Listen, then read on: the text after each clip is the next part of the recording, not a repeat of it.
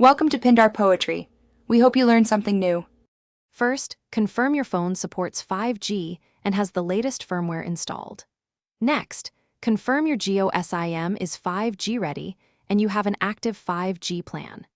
Insert the SIM into the primary slot if your phone uses dual SIMs and place it in the SIM tray securely. Restart the phone after insertion to allow the network to recognize the SIM and apply any carrier settings automatically. Open Settings and go to Mobile Network or Cellular Settings to enable VO LTE for voice over LTE compatibility. Change the network mode to 5G or 5G/4G, preferred to allow automatic 5G selection. Check the APN value and ensure it is set to GeoNet if required by carrier provisioning.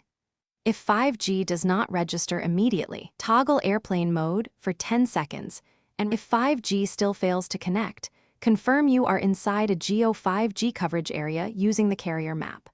Contact Jio support to request a 5G SIM swap or a carrier settings push if your SIM is not provisioned.